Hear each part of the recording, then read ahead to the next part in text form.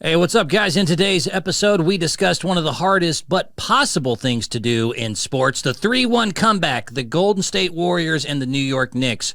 Which one do I think can actually get it done? The answer might surprise you. And what it all takes to get there and how you actually do it. Sometimes you need celebrities, sometimes you need to tackle someone. I don't know. You got to figure it out, and we'll figure it out coming up right now. Listen.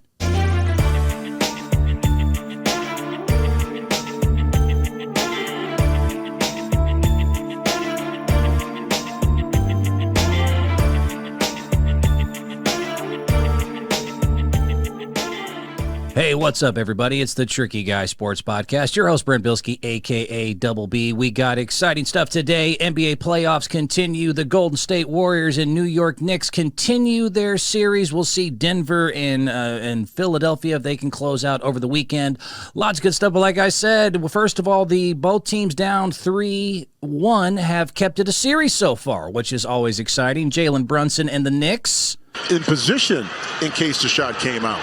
Foul on Duncan Robinson. Oh! Bang, bang. Jalen Brunson got a three. He got more than a three, played all 48 minutes, and helped the New York Knicks keep their series alive versus the Miami Heat. And Golden State was able to do the same with the Lakers thanks to Steph Curry, a little bit of Curry flurry magic at the end of the half. Warriors by 8 with the ball. Curry lets it fly. It's good.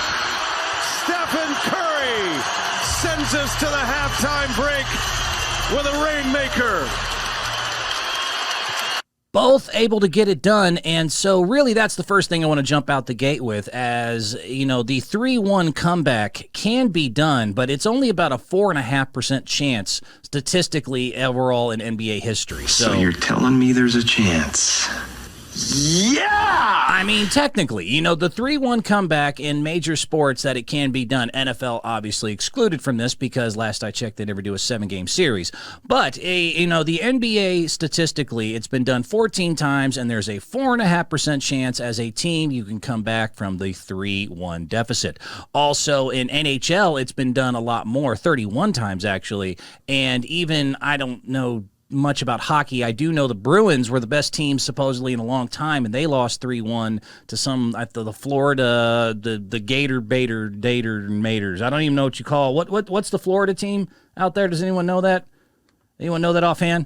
Go away, baby. I'm going to call you the Gator Baiters. They were able to get it done. Major League Baseball, you've seen it done 13 times. But still, 4.5% chance that one of these teams can actually do what they need to do, even though they're both in unique situations, considering that both actually have home court.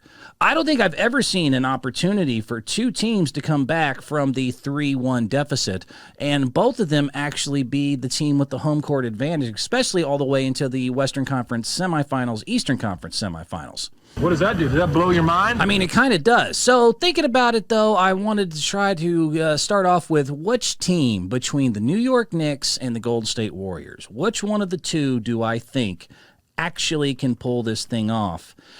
And, man, it's a pretty tough decision. So I want to, first of all, preface, I do not want to use what I call onion stats. I do not like onion stats. You might even say I hate onion stats. I hate.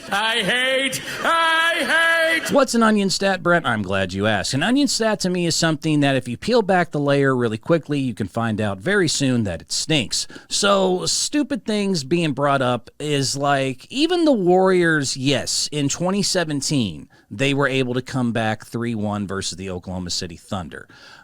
Okay.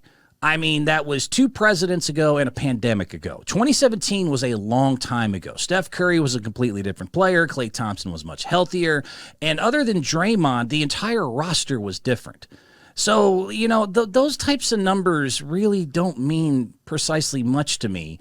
In the same way that, I believe in this series, because they based it on the first one, they had some stat, something along the lines of the LA Lakers are 9-0 after getting up 2-0 in a series, or LeBron teams have never been defeated after getting up 3-1 in a series. There's no one on the roster that currently is involved in this situation. That's an onion stat. That's something that if you peel it back, it's like, okay, I mean, I guess or you'll hear historically the Dallas Cowboys in the last 50 years at home or blah, blah, blah, blah, blah, blah. There's no one left on the roster to actually, like, that has no relevance to today's competition. What are you talking about? That's like basically if you were watching a boxing match and they were like, well, we got Smith versus Johnson. Who do you think's going to win today? And the color commentator says something like, well, I mean, Smith's grandpa used to really beat up on Johnson's grandpa, so I really think that Smith's going to win today. Okay. I mean, seriously, if there's no one left on the roster for that stat to be relevant, that's a stupid stat. That's an onion stat. That makes no sense to me. So, yes, the Lakers, I guess, have been historically, undefeated when they've been up 2-0 in a series. Only one of those times, though, has that involved anyone actually wearing a Lakers jersey today. The Golden State Warriors have come back from 3-1 before. That only involves like 2 or 3 players, I believe, total, that actually are wearing a jersey today. I mean, seriously. Hey, I can, you owe me $100. Why? Because your grandpa stole $100 from me, 87 years ago. I don't really care what happened in the past. That's in the past. That makes no sense. So just don't do that, because that's not I don't really agree with that one. I think that's kind of a dumb way to look at things. But you do have a situation where both actually can get back to home court if they can get to Game 7. And therein lies the rub, because getting back to Game 7 is going to require a very daunting task for both the New York Knicks and the Golden State Warriors. Both of them have a very tough road ahead at their Game 6s currently, and I'll give you reasons why that currently they're both going to have a very hard time with that. I do think both can do it. I mean, it really is. This is a closer call. As a Warriors fan, I think a lot of people want to just go, oh, well, obviously you're going to pick Golden State to have the opportunity to actually pull off the 4.5% chance, which I don't even want to do the numbers that I want to pick both, because if you have only 4.5 ever done, for 2 to do it consecutively is probably, as infinitesimal as me getting, a date with Jessica Alba. Although there's always the opportunity. You never know. So you're telling me there's a chance? Yeah! You never know. But, first of all, I think, when you look at this, if you're going to actually get it done, who do I think can do it between Golden State and New York? I would say, first of all, you got to go with the fact that stars, which team has the stars and which team has the upswing and the potential. I mean, in the end, in a tough road environment, which both are going into, I don't want to diss Jalen Brunson. Jalen Brunson is a dog. Jalen Brunson is that dude. Again, played all 48 minutes, 38 points. I mean, Dallas Mavericks, if anyone is kicking themselves, oh my Lord. I ain't got a good brain. Just so you know, Dallas Mavericks could have kept Jalen Brunson at 4 years, $55 million. And instead, I mean, he is still a steal out there in New York right now. I think he's getting, 4 years, $104 million, which is, $26 million a year. But when you consider that a lot of times, and especially the last game, he's the best player on the floor, the leader of the New York Knicks, and is not missing any single significant portions of the game. I mean, $26 million for that? Money well spent. Money.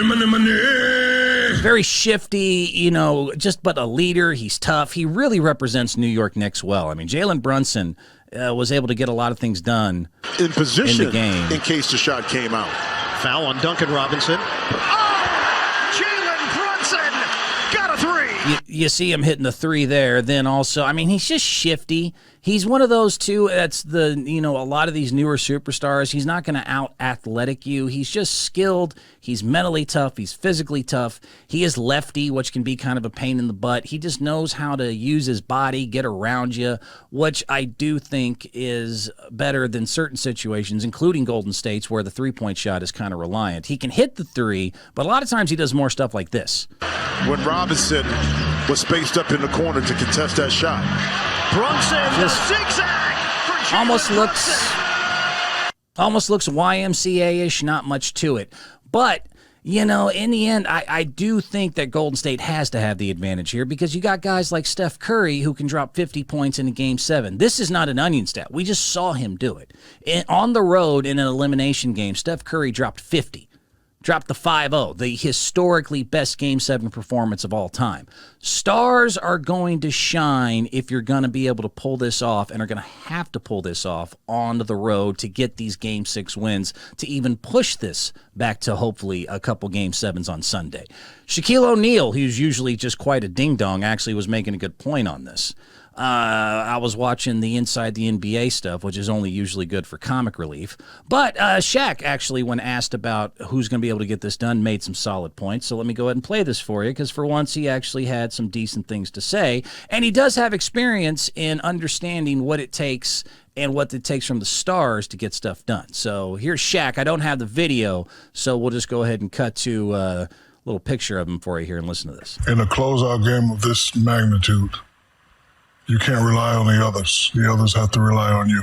So this is, must win, but when you're the star players, you would like to play, you'd like to have a great performance.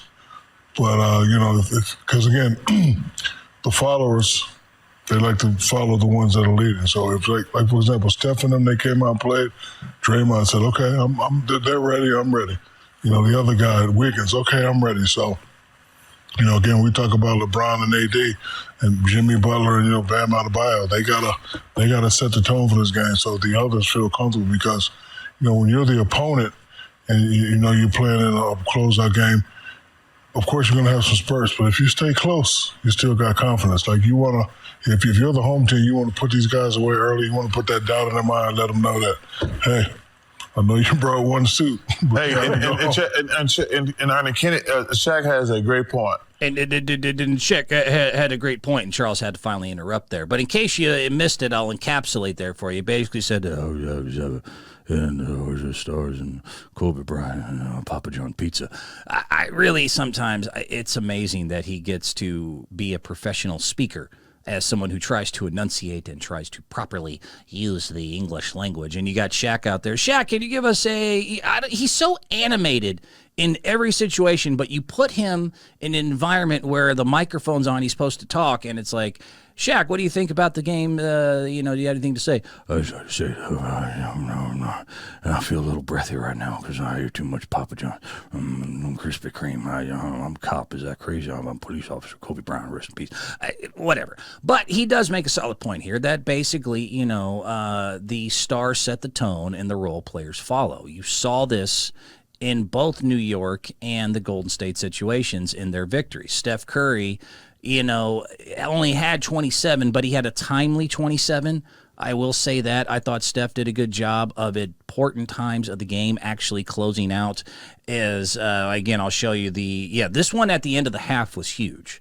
I mean, they were up 8 at this point. They were cruising pretty good, but I was even like, and this is at home, so he needs to carry this, and he has carried this over before, as people are trying to rip on him for the last game when he missed the final shot. And he does have some history of having issues in certain situations in the clutch, but the fact is he's got the most fourth quarter playoff points in this playoff run in 2023, and it's not even a close second. Steph Curry has been amazing at closing out games here, and I mean closing out halves, hitting big shots. It really is something that you can hope carries on their way to Los Angeles. Warriors by 8 with the ball. Curry lets it fly. It's good. Bang, bang. Stephen Curry bang, bang. sends us to the halftime break with a rainmaker. By the way, Lonnie Walker, welcome back to real life where you are not that dude. Is this real life? 4 points in 28 minutes. Yeah, this whole Lonnie Walker's going to be, Lonnie Walker meditates 30 times a day. Lonnie Walker's got a 20-inch. Whatever. Welcome back to reality where you're Steph's little, you know what. Is this real life? Make sure not to drop the soap when you have to guard Steph Curry one-on-one. But at the end of the game, when the Lakers and the Warriors continue to make the same mistakes of being lackadaisical when they get a lead and kind of being unfocused, it really, once again, did require Steph to isolate. He was finally able to, the Warriors' whole, we got to run all this offense and do all these back screens and passes. They finally just did what they should do more, especially in important must-win situations, which is get Steph in a mismatch where it's either a Walker or a Reeves or whoever else, and just, I don't know, get the hell out of his way. What a novel concept. I mean, fourth quarter, Steph just did his thing. Talk about players being able to score from all three levels. This is it. Curry on the mid-range. Curry from three. Another mid-range. And we've seen his drive.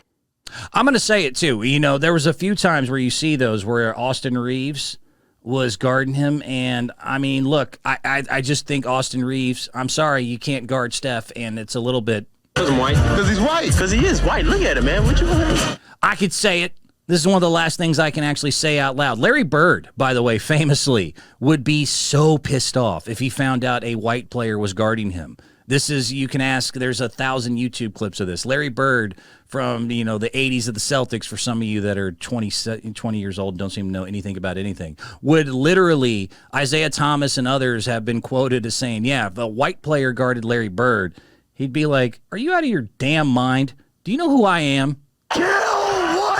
Steph, continue to do your thing there. So, first of all, in the Warriors-Knicks comparison, I got to give that leaning to Golden State. Just because Steph can go for 50 and they do have a little bit more star power overall experience in these situations and just upswing. I mean, the Knicks, I like Jalen Brunson. I like, guys like Grimes. I thought what Grimes did in the last game at the very end solidified and epitomized basically what, if you think New York Knicks, if you think about the Knicks, and again, it's historically, but they are forming, they got to have a team identity. And I think the Knicks are forming what is New York. It's a tough-minded, grind you, hard to defeat, because they're just cockroaches that just won't die in the nicest way I can say that possible. New York, I meant that with no insult. I'm actually saying, you think New York, you think tough, you think gritty, you think just you're not going to wear the and you can just take that and put it over here and stick it in there. That's very New York. I really do appreciate that as a Southern guy about the East Coast of this just defiant, you're not going to take us down without me letting you know about it type stuff. And I thought that was highlighted. It wasn't just Jalen Brunson, by the way, who had and played all 48 minutes as the best player on their team. His backcourt mate, Grimes, also was able to put in 48. That makes them the first New York Knicks duo since 1972 to both play 48 minutes together in a playoff game victory. And the last ones were Walt Frazier and Jerry Lucas. And I think some of you Knicks fans might actually remember what happened there. What does that do? Does that blow your mind? So that's good news, that you're kind of reforming what made you when you truly were great, not the 80s and 90s coulda, woulda, shouldas, but the actual Knicks that got things done. You think Walt Frazier, Lucas, Reed, that whole combination there. But I thought the biggest highlight to me, besides Brunson dropping his 38, was Grimes at the end, bangs his knee and was able to keep going and got a huge steal on Jimmy Buckets. This is the type of stuff that wins you road games. This is why I'm having a hard time trying to decide who I like more to actually pull off this miracle. I thought this is just the Knicks. This highlight to me was the Knicks, what Grimes was able to do at the end of this game. The Knicks are now 26 of 36 at the free throw line. They lead by 6. Grimes goes down, might be injured. Gets up, he's hobbling. Martin back out for Butler. Grimes trying to stick with him. Butler, steal! Cookies for Quentin Grimes. Goes down here on that screen, grabs his left leg, and then gets up and comes away with the steal to force the Miami turnover. No crying, no bitching. Crying all the time. Quit crying, just a push-up or something. Just get out there. You got banged up. It's a little unfair. You're able to get it done. You're able to steal it from Jimmy Buckets, which I thought was huge. I mean, that's congratulations. That's exactly when I think of the Knicks, I think of that. Oh, good for you. I think of tough-minded guys, and that to me wins a road game easier and more efficiently in a must-win than a Golden State, who, as much as I love their upside, as much as I love their star power, is going to have to rely on shooting. And the shooting, even in their victories, has not been very good. The Golden State Warriors have not shot the ball well the entire series against the Los Angeles Lakers. So let's put it 50-50 right there on that first one. I'm torn. The opponent themselves, which one is tougher if I'm trying to decide Knicks or Warriors pulling off the 3-1 upset? This is, again, I truly think that the Warriors, if they weren't so damn small, are the better overall, more talented team. However, the Los Angeles Lakers, we have a small window of what do we actually have here, and that's what makes it so difficult to decide, because the Los Angeles Lakers, as their roster is currently built since the trade deadline, they are, by the way, 17-6 during this run. Since March 26th, they are 17-6. They are 5-0 at home in the postseason. The LA Lakers currently right now have not lost any of their 5 games at home, and the Warriors are going to have to win Game 6 in LA in their house in order to get this done. They've won 8 straight total home games as their roster if you go back to the regular season as well. But the Golden State Warriors were also in Games 3 and 4 up 10 points plus in both. Because to me, they are the better overall team, and that's what has been the most frustrating thing about watching that whole series. Is just frustrating. It's frustrating. Yeah. It's frustrating. I mean, honestly, other than Lonnie Walker and the Game 4 thing that happened there, the lack of focus, the lack of intensity, the arrogance, the dismissiveness, the living in the past, it has been so much more of an issue for Golden State not winning a series that I really think that they should have won and shouldn't be behind in at all. Is really been difficult to watch for me. But the LA Lakers at home now are 5-0, and this is going to be very tough for them to pull off, even with the Anthony Davis stuff. And I will get into that here in a little bit. But so much of the Golden State's problems, like I said, they were up 10 points both games on the road so far. They had victories both times, and they let defeat snatched from the hands of victory, so to speak. And I don't think I even put this up yesterday. I still have it, so let me find it. This game was lost. The Game 4 was actually lost to me in the third quarter. And this is the stuff that they can't do if they actually want to get this done, and why I worry with Golden State, besides the fact that their opponent has not lost at home. When they've had advantages, they lose it. It just pops out, and they just go back into this 80%, and they always wait till they're the backs, and I've Seabiscuit, I've said it 100 times, when they had to make eye contact, then they kick that gear back on again. But they'll get these leads, and you just can't let them dissipate in just less than a couple seconds like they seem to do, especially on the road, and you can't do in a Game 6 where LA is going to give you everything they got. Game 4, to me, was decided at the end of the third quarter when the Warriors were up, I want to say, like 11 points or something like that. They looked pretty comfortable. LA fans were nervous, and then they pulled this routine, and I thought nothing ever was okay after this. This is right here, and I had to do this video myself because for some reason a lot of the rest of the analysts, you guys didn't focus on this. To me, this is when the game was lost. So once again, it's 11-point game. It's 77-68. And you're going to see LeBron get way too easy of a layup. I mean, that's just ridiculous. But right here, see that? You see that? That stupid-ass pass, I mean, off the inbounds. And then another layup. That is... I truly don't understand how you could just have a brain spasm that bad in such an important moment on the road in the playoffs. I don't get it. I don't get it. Somehow, with 3 minutes left in the third, if you get up 15-16 at that point, you're able to possibly, really kind of make them get nervous and lean. Maybe Lonnie Walker isn't shooting with such confidence.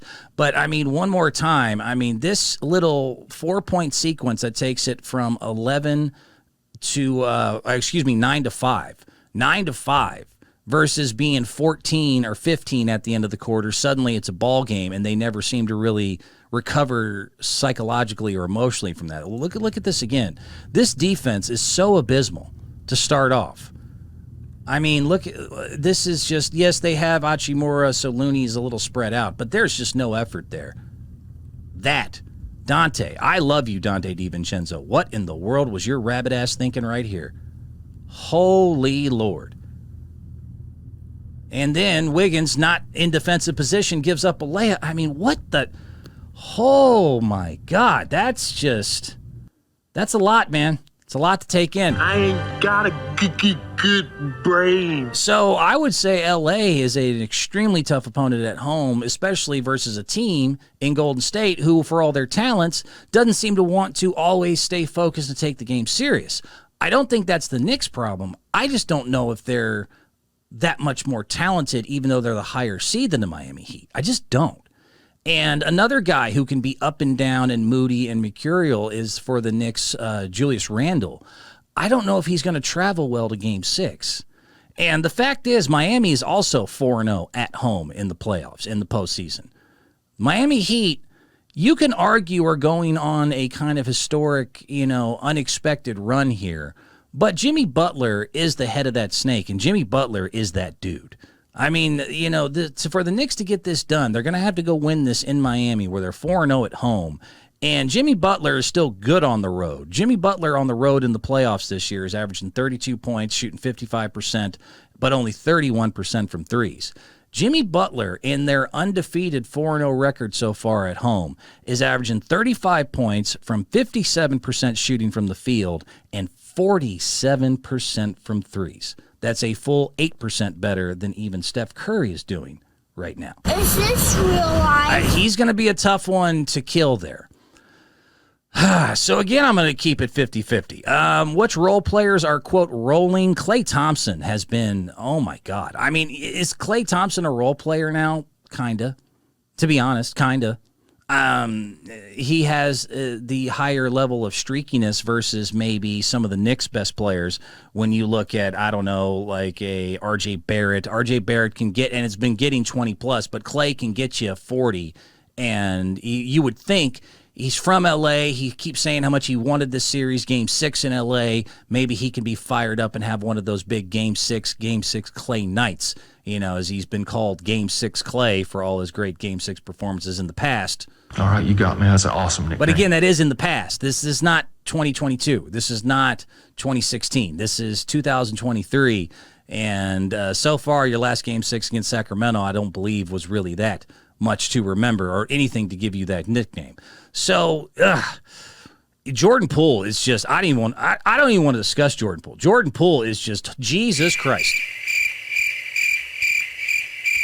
$140 million max contract, and it looks like they're really going to have to consider moving you because defensively he's a nightmare.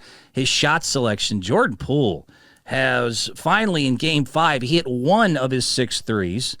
He hit 1 of 6, so I guess congratulations. Oh, good for you. But that makes him now total 1 for 14 from threes in the last 3 games. He is just no help on defense. He's disappeared completely.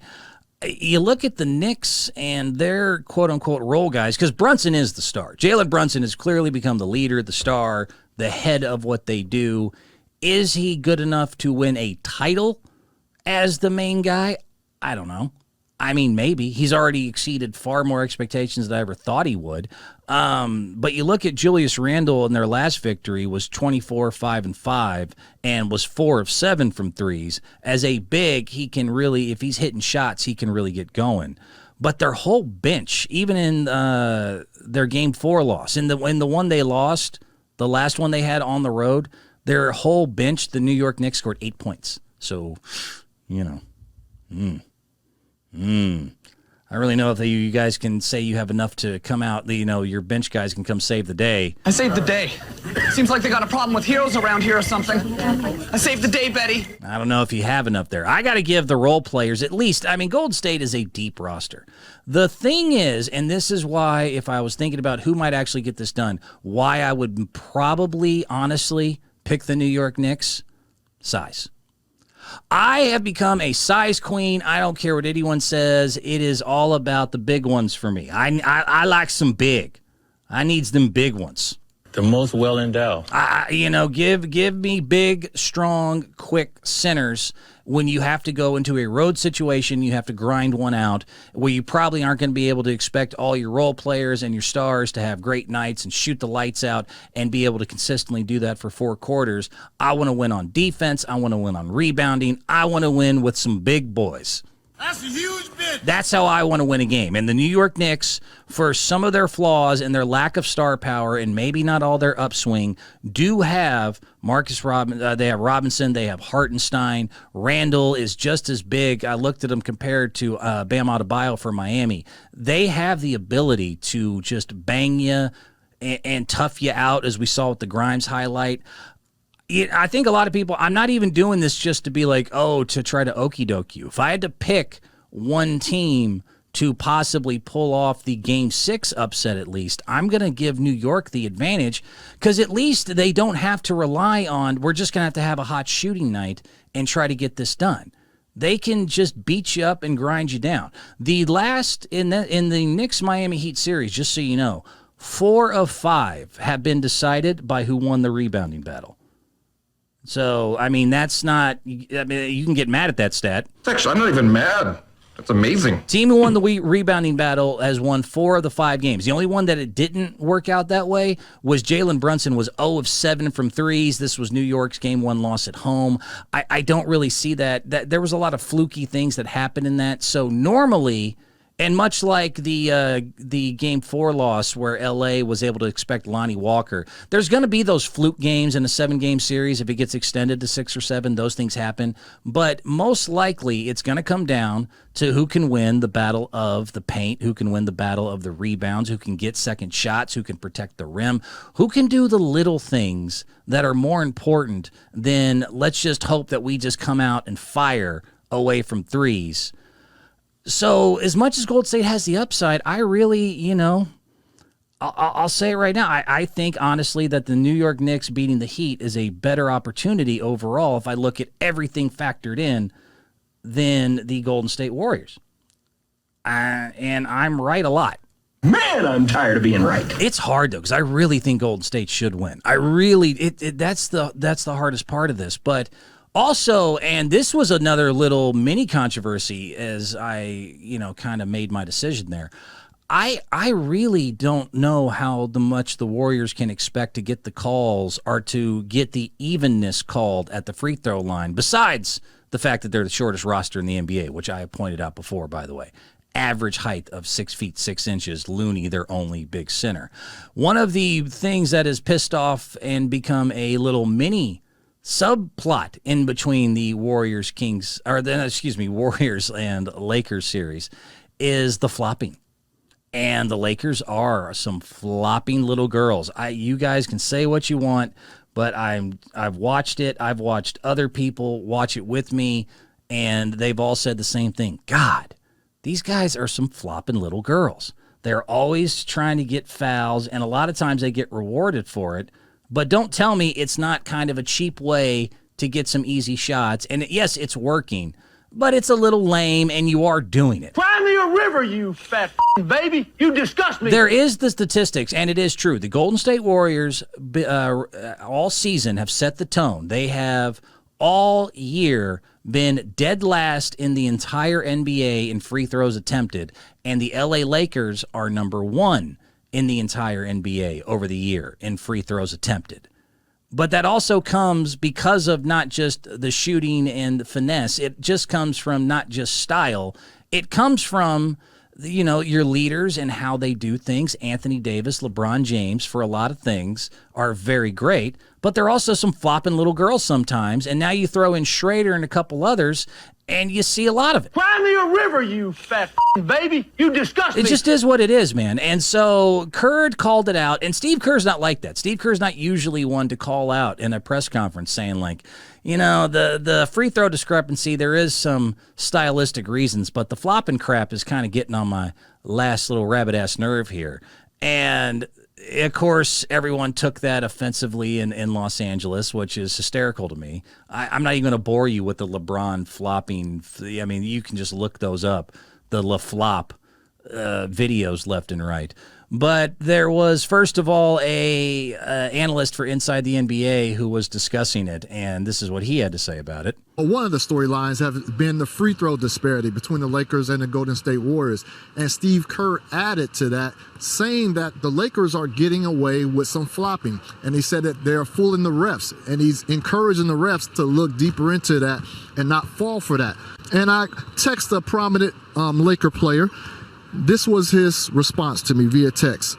Let them bleep and complain. It shows weakness and frustration. We can't get caught up in that game. We just have to play and keep fighting.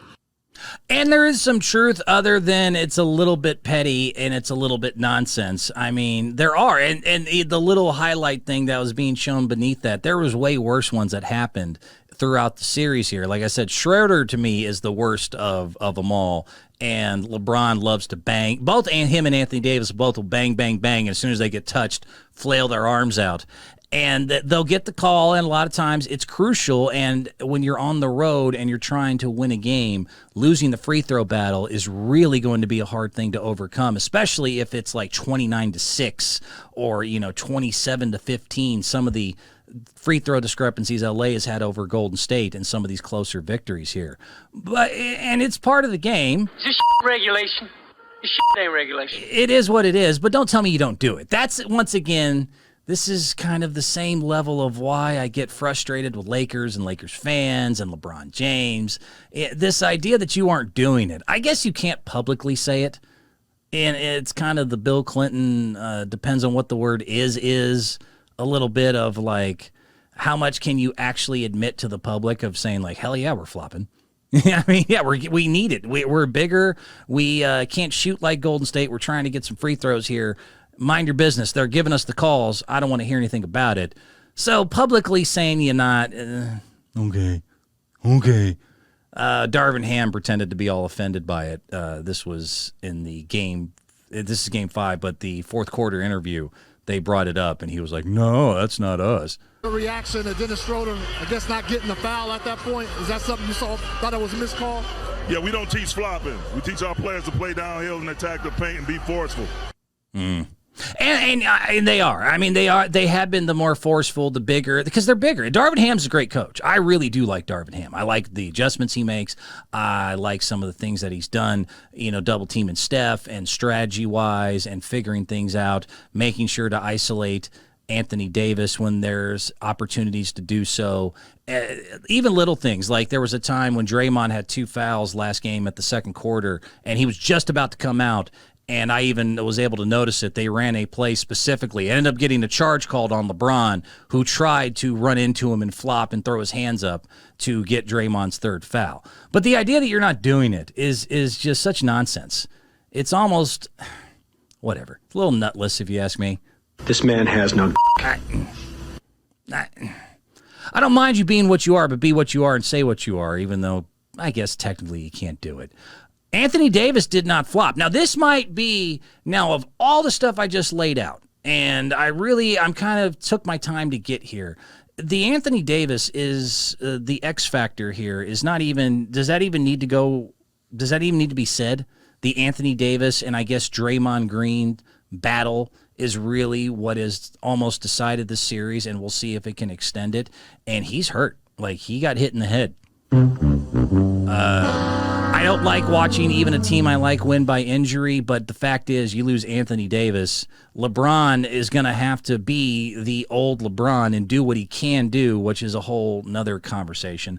But, I mean, Anthony Davis, just so you know, leading into Game 5, had guarded defenders 161 field goal attempts total. So individually, he was defensively responsible for 161 field goals attempts being defended. And when they went up against Anthony Davis, the Warriors shot 25% from the field and 21% from the three-point line. He is a stopper. You saw what he did to Steph Curry at the end of that game. He has just been a nightmare underneath. He can score. He can do it all. And he got whacked in the old noggin there, and we'll see if he still got a good brain. I ain't got a good brain. And it wasn't intentional. I'll at least say that. I mean, it really wasn't. Kevon Looney, not a dirty player.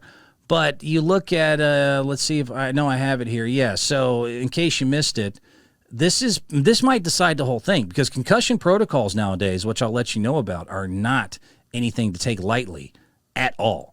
After that, this is the shot by Looney, the elbow to the head of Davis.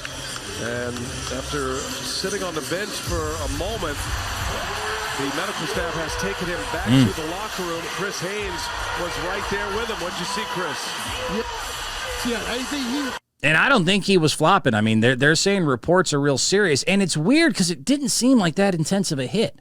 I mean, Sabonis basically got hockey struck to the face in the last series and had like half his face swollen, and he didn't have concussion and he was fine. If you look at closer, though, it was just a little elbow to the eye. It's weird that it's put this much of a toll on the AD here, who is basically deciding the winner and loser of the series, anyone not named Steph Curry. Gary Payton, Davis still struggling on that Laker bench. you can see it here. Watch Looney's arm. Yeah. Right across. Let me play that one more time there. Watch that elbow. I mean, that was not with malice. That was not really, didn't seem that significant of a blow. You see, incidents like that with guys banging underneath, I don't know, at least 15 times a game. On that Laker bench. You can see it here. Watch Looney's arm right across the face.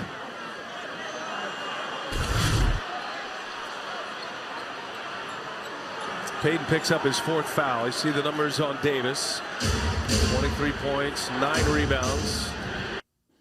I mean, hey, they had to roll him out on a wheelchair.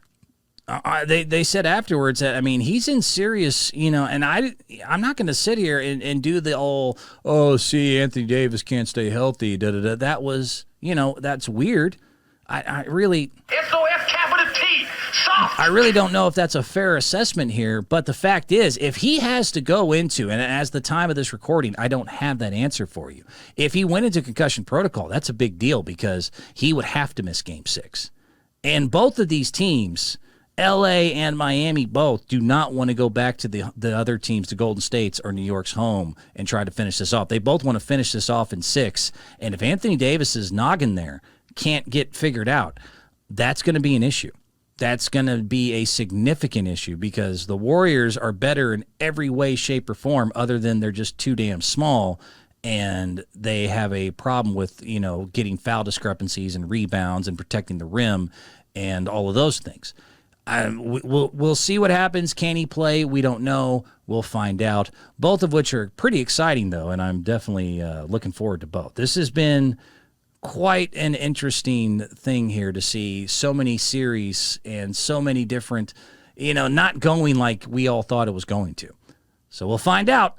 I really, man, I would love to see it too. I would love to see, if I can, Steph Curry get the 3-1 comeback on LeBron and shut up all those old jokes and all that. Just so, if nothing else, we have the fair argument finally of, at least with the 3-1 Cleveland comeback, they got way back when. A lot of people forgot Draymond got suspended. The Pachulia, their center, who's no Anthony Davis, but he got hurt. Kyrie Irving was going ballistic. All you asswipes will talk about is the LeBron James thing. I would love to see, in some ways, a little bit of karmic get back here if the Warriors can come back 3-1 because Davis goes down, and then you say, well, hey, we lost our key center and we lost players in important parts of the comeback, and how come you don't bring all that up? You just give all the credit to Steph Curry. Yeah, it's annoying, isn't it? It's annoying, isn't it? It's a pretty douchey thing to do, isn't it? We'll see. Douchebag says what? We shall see. All right. Did I have anything else from either one of those series I wanted to bring you? Oh, yes. Final thing here. Draymond Green.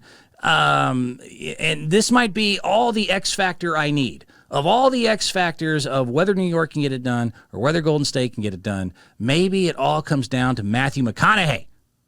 Maybe that's all I needed is apparently McConaughey and his Lincolns and his all right, is apparently a Warriors fan.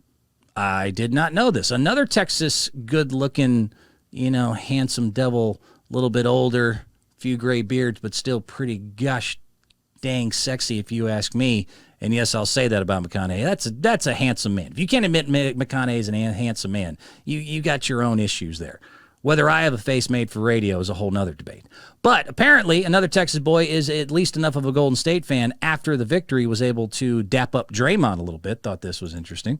Oh, let's go, brother.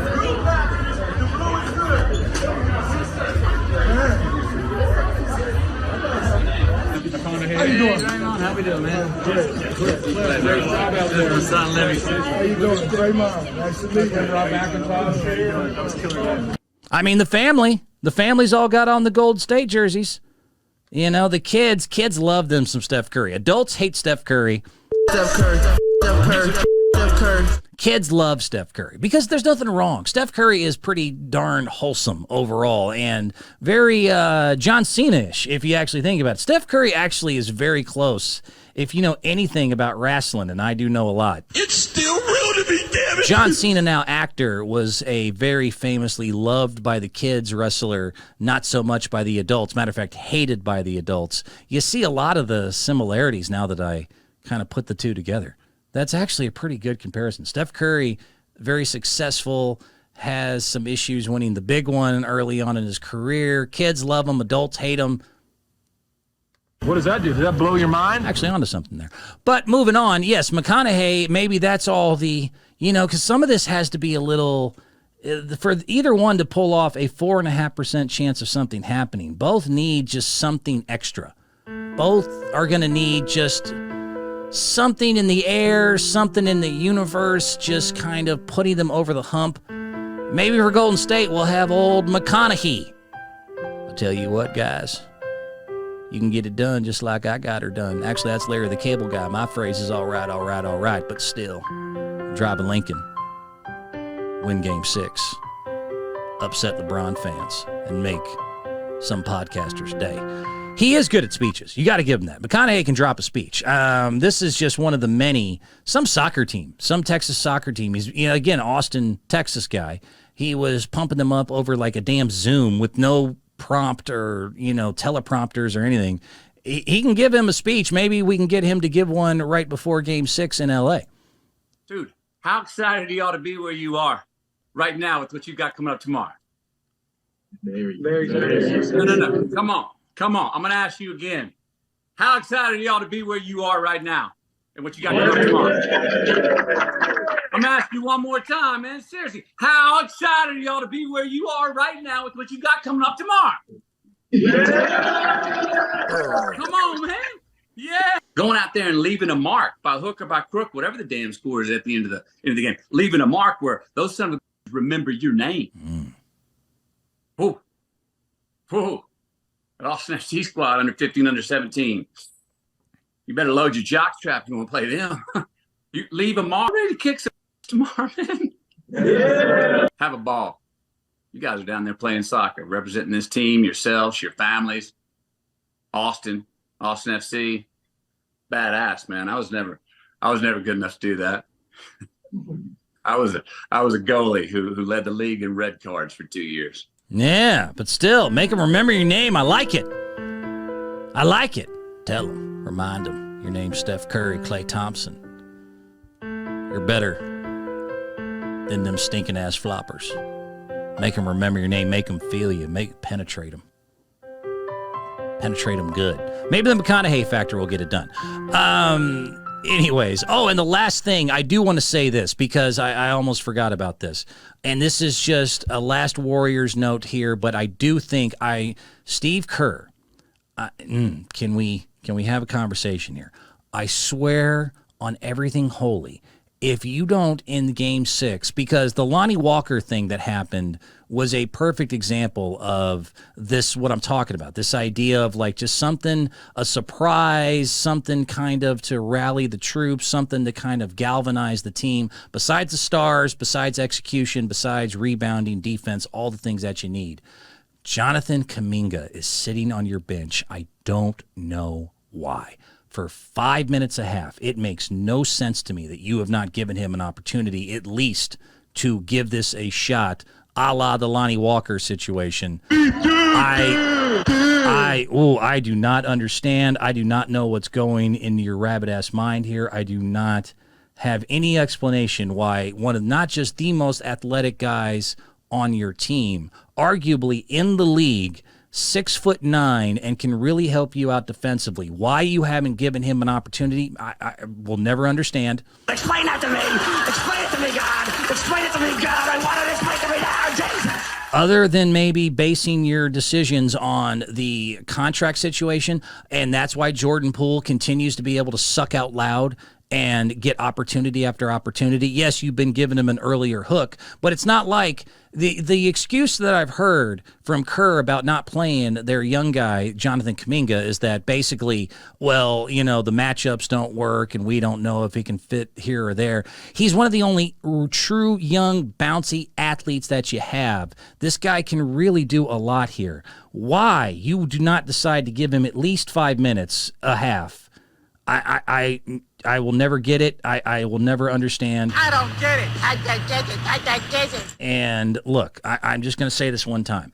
Game 6, I think it'd be a beautiful time to tell Jonathan, pull him aside, who's been a little upset, and rightfully so, that he hasn't even gotten an opportunity to show that he can do some things out there. And he could be so huge for you as far as just energy, effort, but defensive athleticism and ability. I would say, hey, Kuminga, maybe get McConaughey in the background to be backing you up. Like, yeah, tell him, Steve. Tell him for the first and second halves, I'm going to give you 5 minutes.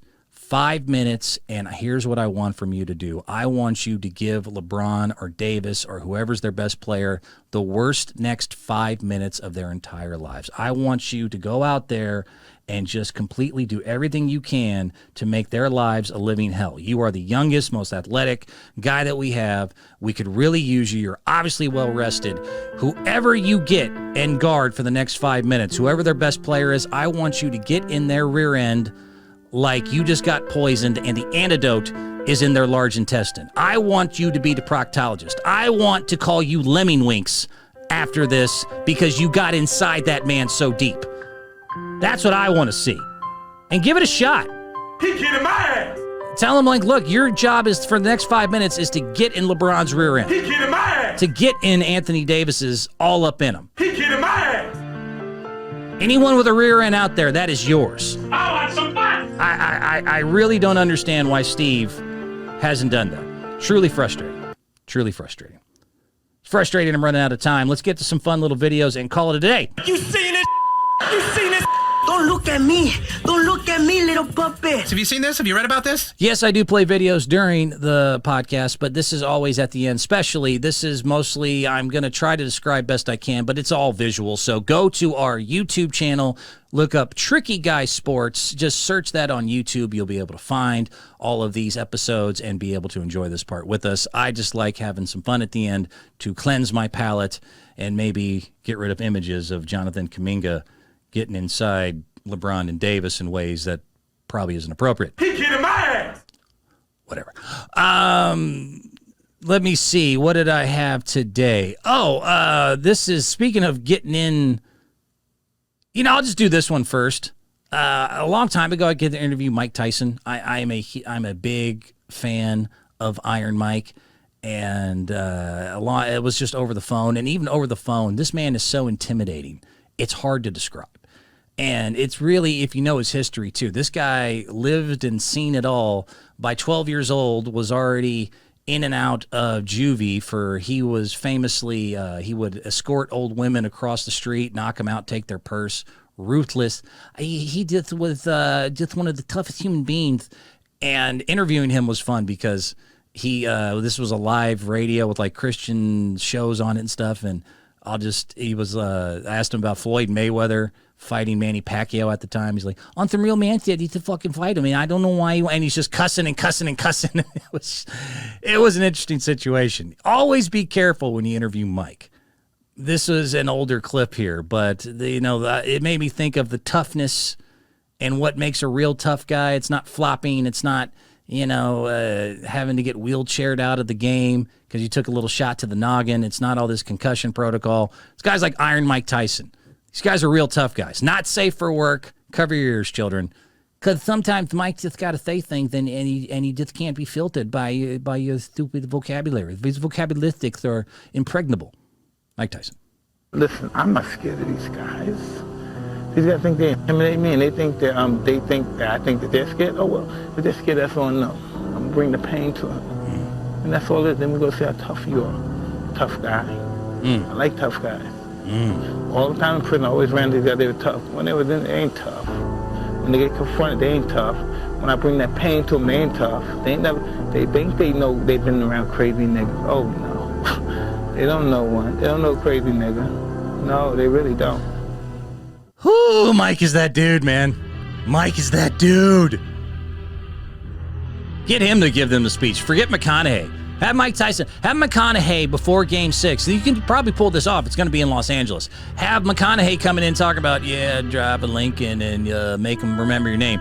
Then, a la The Hangover, maybe have Mike Tyson interrupt his inspirational speech to Golden State midway. Just clock him, knock his ass out, and be like, you actually just need to kick their ass and make them, make sure your defense is impregnable. Beat and F this and do that, and Mike Tyson's that guy. That's what I want to see. I want to see a pregame speech set up by Steve Kerr where McConaughey is midway through, Mike Tyson comes in, clocks him like Zach Galifianakis, knocks him on the floor, and scares the pants out of Golden State to where they're able to pull off a 4.5% chance of something happening, the 3-1 comeback. I would love to see it. It'd make my day. Make that happen. Make that happen. Some people don't need to be knocked out by someone else. Some kids can actually just knock themselves out following their sister at a track meet. This is clearly, I think, a brother or somebody, and a sister, high school, is doing, it looks like the 100-meter dash, and the brother is trying to root her on, and things don't go well. Yay, you're doing it. Yay, I love you. You're so great. And right there, splat. Let's see that halfway through one more time. Yay! You're winning the race. Yay! Mike. Kids are funny, man. Kids just seem to have a hard time focusing on where and what's in front of them. Like, here was another one. Some kid at, I don't know, this is almost like watching when birds fly into a really clean window. This is very reminiscent of that. This was like at a jungle gym somewhere. Mike. I am sadly too entertained by kids just getting knocked on their noggins. Mike. You know what I want to see that is in airports when I'm back to flying a lot more lately, and you have those idiot asswipe parents who let their kids run up and down the middle of the airport, whatever gate you're at section, they're running in between the rows of chairs like somehow, I don't know, it's their living room or it's a jungle gym. I don't want to see it, but it wouldn't hurt my feelings to watch someone just splat into a wall like that and maybe have to cry their eyes out a little bit. I'm petty. I'm petty like that. Watch them cry a little bit. Cry me a river, you fat baby. You disgust me. What else did I have? This is a good one. So, Little League is become, speaking of annoying asswipe parents, I get being into your kids, but sometimes you guys take this a little too serious. I like what these moms did here, and hopefully there'll be no issue with the music, because what happened is, so even in Little League now, the kids are getting walk-up songs, basically like intro songs, before they walk up to the plate. They get into the batter's box. They get each one their own individual now introduction music, like they're literally a wrestler or something, which I'm actually not I'm not really against it because, again, I'm a wrestling fan. It's still real to me, damn it. But for one game, the moms got to choose the song as kind of a prank or as a joke, and so watching these kids have to deal with it. So the Little League game, the moms were able to switch out the walk-up songs to a song of their choosing. Thought this was cute. Number 3, J-Dog McConnell. Number 99, Eli Littrell. Number 4, Maddox Eisenbach. Pretty girls walk like this. Riker Gilbo. Cause girls is players. Now batting. Number 2, Tucker the Strut Buster. You're my honey suspension. Number 15, Luke.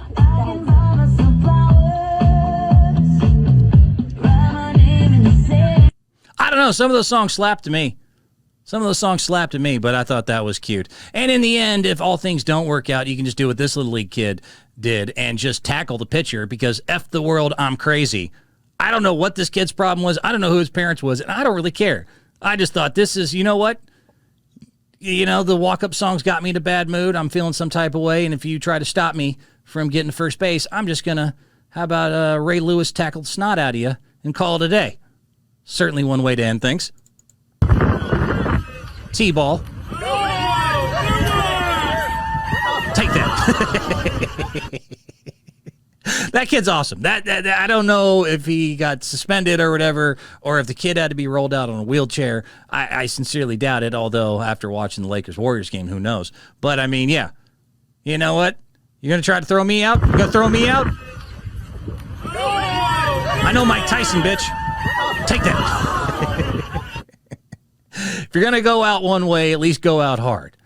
You know, Golden State, New York Knicks, take notes. If you're going to go out a certain way, go out hard, go out fighting, go out with some gun. Make them feel you.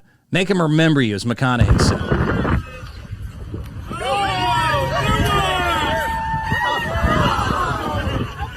That's the way to go out. That's how we're going to go out. We'll hopefully be back by Monday to see what all happened and if I was right about any of this or if it was a bunch of nonsense.